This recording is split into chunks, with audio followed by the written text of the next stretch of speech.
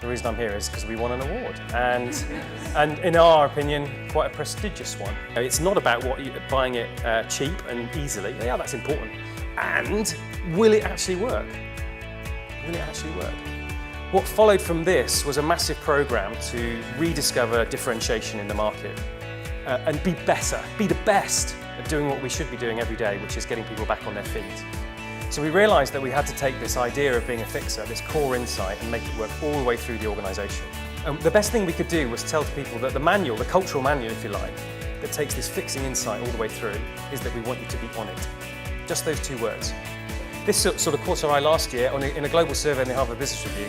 Who would have thought a UK insurance company could be voted the most empathetic company on Twitter? Yeah, and by some distance. If you can get that really powerful insight boiled down into one word, then I think you're in the money.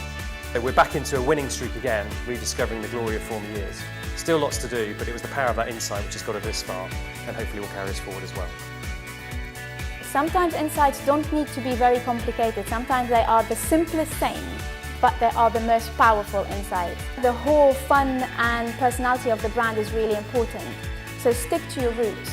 Look at the strength and make sure that you evolve them and make them that little bit bigger. What you need to aim for is wait for that moment, wait for that magic moment when you come to an idea where you think this is it.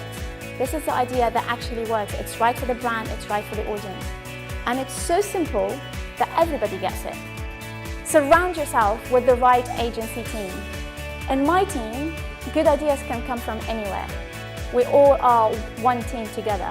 An idea can come up from an in-store agency that can spring a PR idea that we can develop. That is the mentality, that's the mantra that we had. And we generally try to stick to that and work with that spirit.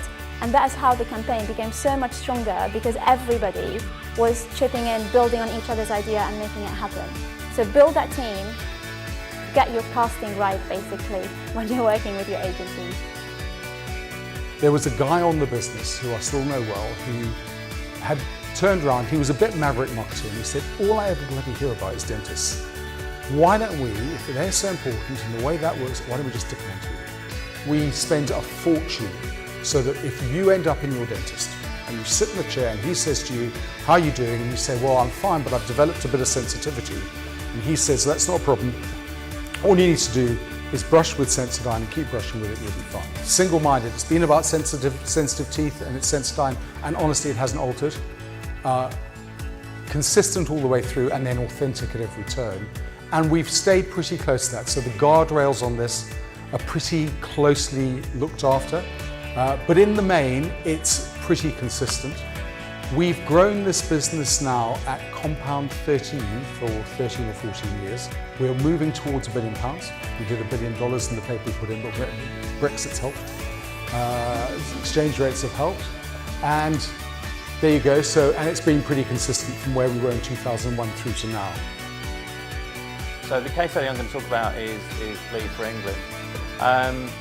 It's actually a brief we set ourselves as an agency. The agency was doing really well, we wanted to test ourselves.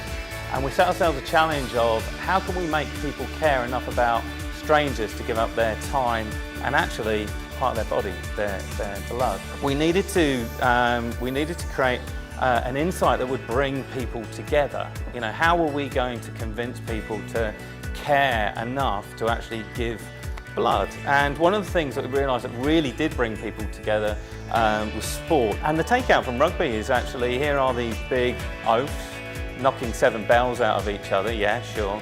But they are literally willing to put their body on the line to bleed for what they believe in, to bleed for their country. We wrote every idea from the creative process like a press release, not like a normal campaign. Who would care about it? Who would talk about it? Why is it relevant? When you hit that jackpot moment, do not let it pass you by, because there will always be reasons why we can't do it. So from this, yes, we made lots of headlines.